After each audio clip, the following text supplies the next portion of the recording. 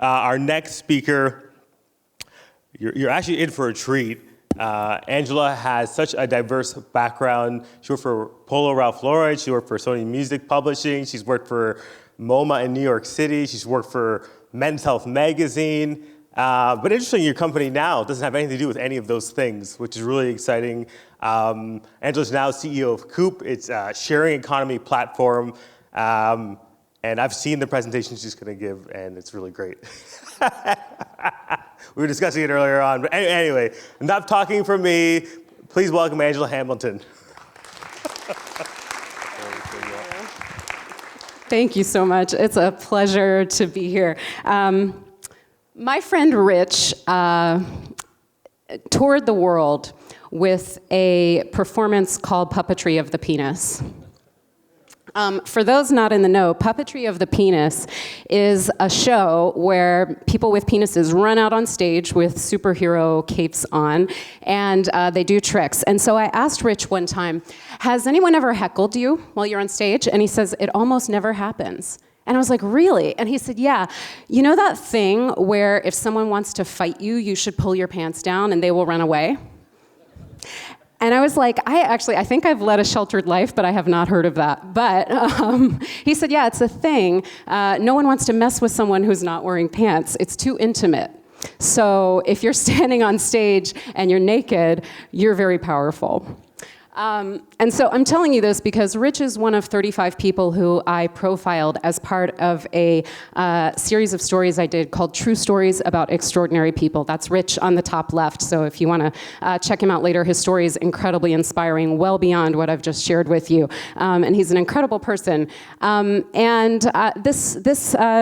This piece of work, I guess, came about because I was looking to surface stories about challenges overcome and lessons learned from a people of a variety of different backgrounds. And just a little about my own background. As William mentioned, I founded Coop. Coop is a sharing economy platform here in Vancouver where you can rent almost anything from people nearby. That's all I'm going to say about Coop tonight, but if you'd like to check it out, please do. One of our advisors once gave me some really good advice. And what he said was, when you're going to set goals for your business or in your personal life, they need to have two things in common. They need to be time-pegged, and they need to be measurable.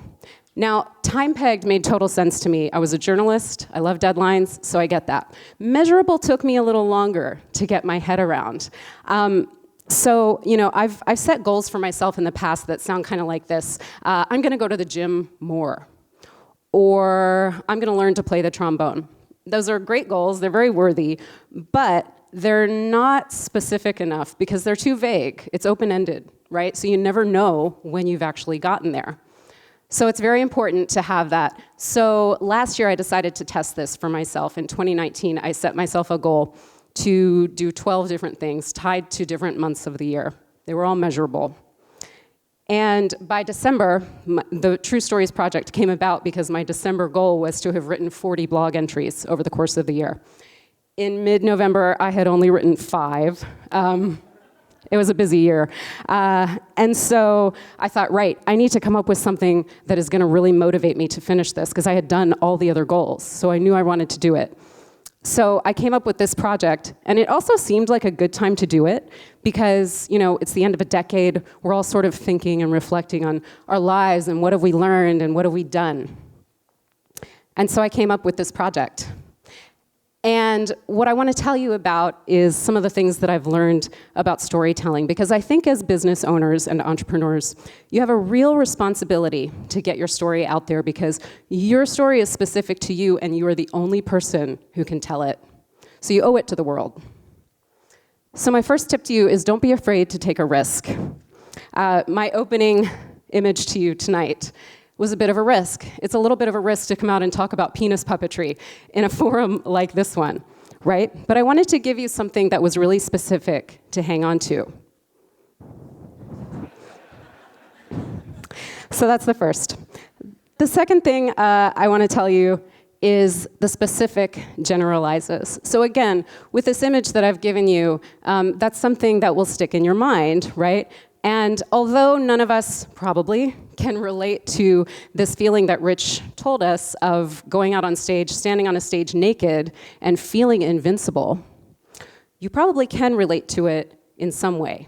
Because we've all had an experience where we've led with vulnerability, and that's become a superpower and a strength. And so now that image is tied in your mind, right? And it's powerful. And it's powerful because it's specific.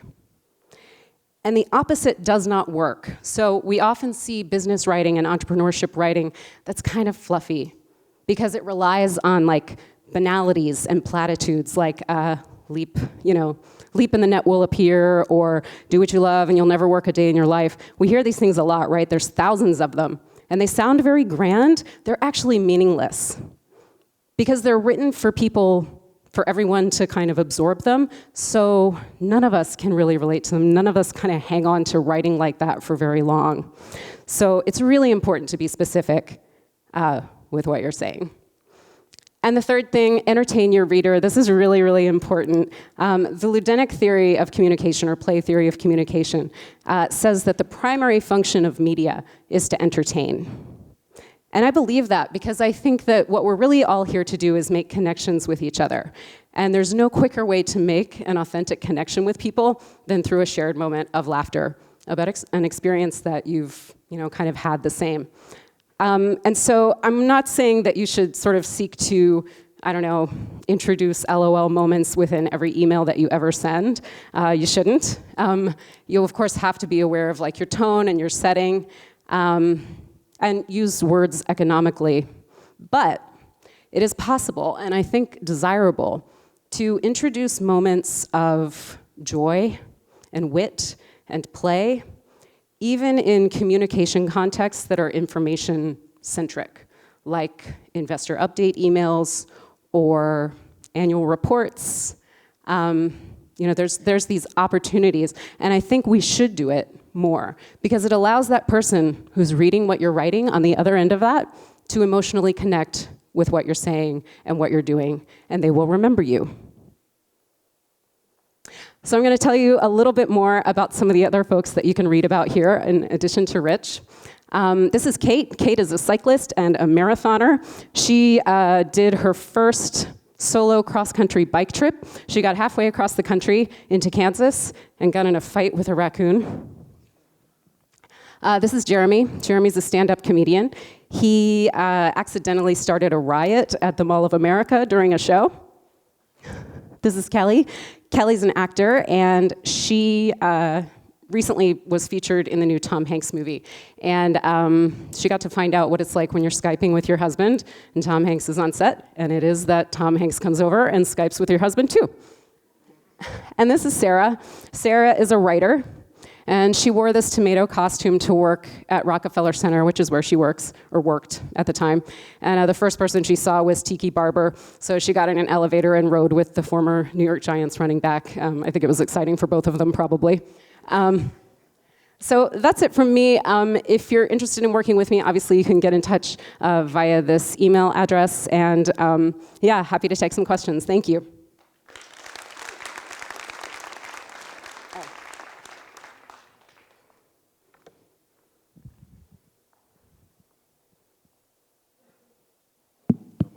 So that's the first question.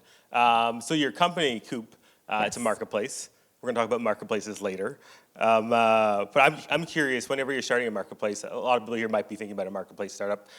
What's more important, finding buyers, sellers, which side of the marketplace? How do you approach that on day one? Yeah, it's hard. I mean, so of course, as a two-sided marketplace, and especially for something like this, where we're actually not in control of the inventory ourselves, we have to rely on our users to kind of provide that.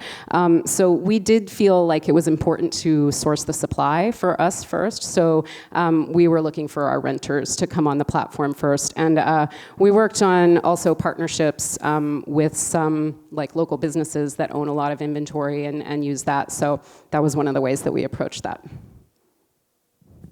Great, thanks.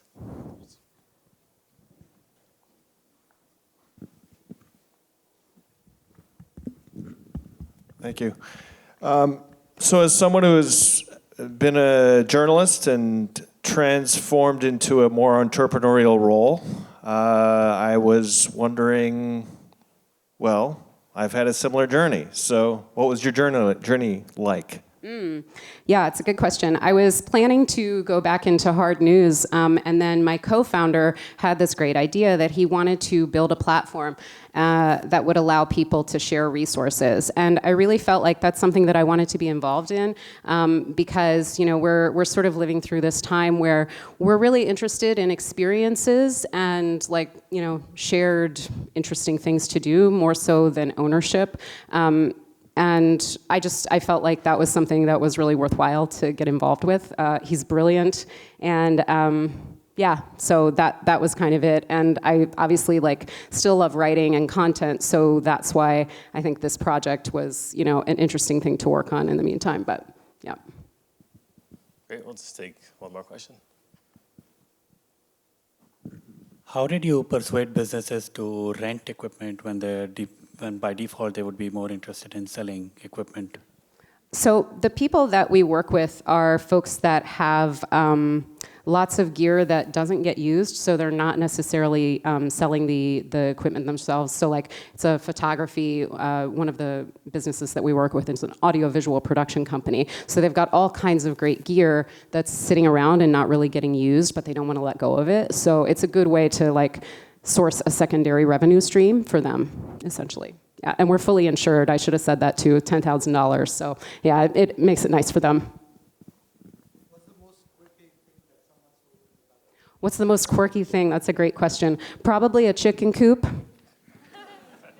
I don't think it's been rented yet, so someone should go on and get it, because I'm keen to see it be rented. But yeah, there's a chicken coop on there if anyone's interested in backyard chickens.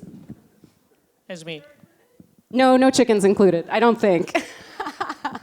Yeah, it's great to hear the New Yorker accent again. I just moved here from New York. Nice. By the way, I have one question though. Sure. So storytelling is definitely very interesting. I'm the scientist by training. After graduating from Columbia University, as a scientist and engineer, we are so basically we try to communicate by writing and writing article. But then telling the story in person is so different. Other than what you just said about the content, what do you think about the authenticity as well as genuine, and how does that really affect you? And then if you were to work with scientists and engineers, what would be the top 3 things you would like to tell them? Well, I think in scientific writing, it's probably really important to find a way to communicate. If your audience is going to be maybe less scientific, then obviously you need to find a way to communicate where you can reach them. And so I think it would probably be important to give them real life examples that they can relate to.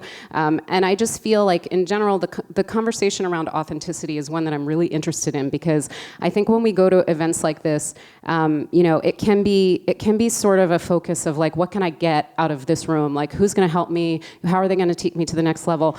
And what I found is it's really so much better and so much more fulfilling if you can seek to just have an earnest conversation with someone about something that they're interested in.